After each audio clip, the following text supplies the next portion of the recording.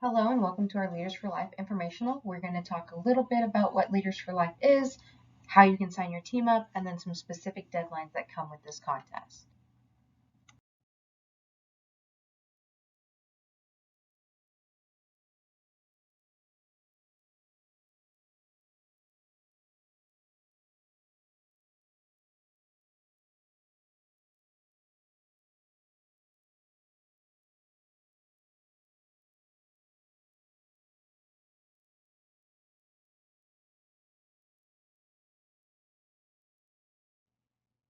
So real fast, what are the basics of Leaders for Life? What to know before you start. So in Leaders for Life, we actually only have two age divisions here in D7.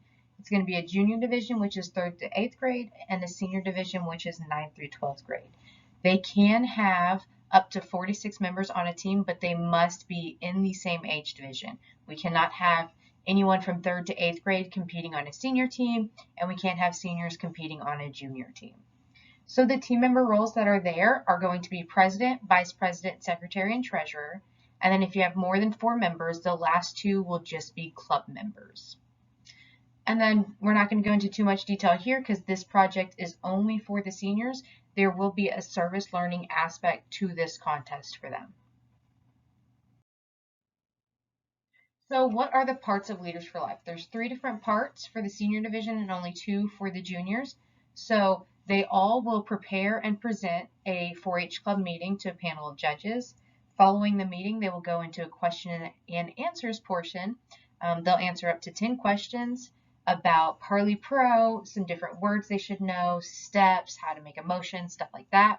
And then again, for the seniors only, they will talk about their service learning project that they completed throughout the Leaders for Life year.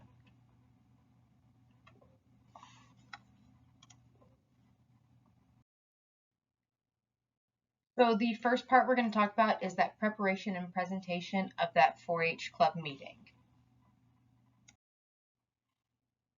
So for the junior division, they will plan and prepare a 4-H meeting and incorporate one problem that is given the day of the contest. So their different time limits are for the preparation portion, they'll have 15 minutes to plan out their meeting, and then they'll have 15 minutes to present their meeting. Items that are needed, and if you are in Tom Green County, I typically will create all of these for you so you don't have to worry about that. You'll need the agenda, minutes, a treasurer's report, a letter of communication, and then some committee reports that you'll read throughout the meeting. For the juniors, they only have 2 required motions that they must fit into that 15-minute presentation. They will work through making a main motion and then how to amend a motion. And then to get the kids thinking on their toes a little bit, day of the contest, they will receive a problem. Just one problem for the juniors. And some of those motions that might be present in that problem are going to be division of assembly, lay on the table, take from the table, and withdraw a motion.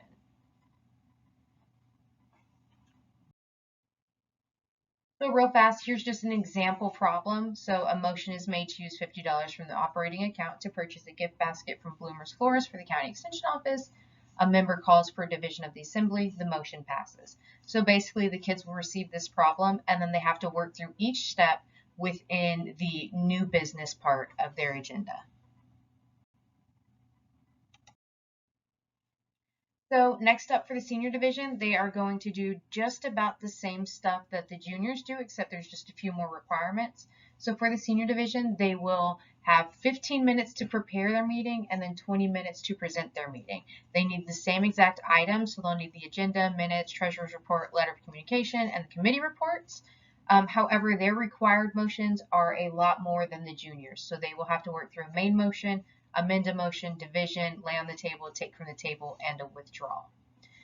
So just like with the juniors, they also are given some problems, but they're given 3 problems to work through the day of the contest, and the possible motions that might show up there are division of question, refer, point of order, appeal the decision of the chair, previous question, rescind, reconsider, postpone definitely, postpone indefinitely, and objection to the consideration of the question.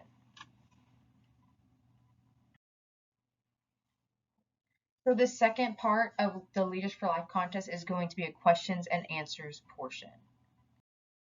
So this is exactly the same for both junior and senior division. Obviously the questions asked will be aged appropriate for each division, so they're not going to get the same exact questions, but each age division will get 10 questions asked, and each member must answer at least one question. And then they'll be answered in this order. So the president, vice president, secretary, treasurer. Then if you have club members, they'll be the last two. And then for the last 4 questions or the last 6 questions, depending on how many team members you have, y'all will be able to pick who answers those next questions. So a question might be, what are the steps of making a main motion? Or what does indecorum mean? Or what is a quorum for a meeting? Something like that. So this last portion is, again, specifically for the senior age teams, and this will be their service learning project. So through the Leaders for Life project, each senior team must complete a service project using the 8 steps of service learning, which are finding out a community need, some different learning objectives, youth voice within the planning, training, meaningful action, reflection, evaluation, and then a celebration. During the contest, the team will be interviewed and scored off their service project. So real fast on the service project, there's a lot of different opportunities for the kids to just give back to their community. In the past, we've done some bake sales, we've done some toiletry drives. So anything that gives back to your community that is meaningful action. So here are some important dates for y'all. Team information is going to be due October 21st on the county webpage. Because I'm just now getting this training out to y'all, I will likely extend that deadline. So don't pay attention to that deadline just yet. For district registration, it opens October 24th and it will close November 14th, and you will register on 4-H Online. And then lastly, the district contest will be held December 1st at the Tom Green County 4-H building. So because this is recorded, obviously there are no questions right now, but if you still have questions after listening to this or need a little bit of clarification, please feel free to call the office, send me an email, or even stop by the office and chat with me. Thanks for listening.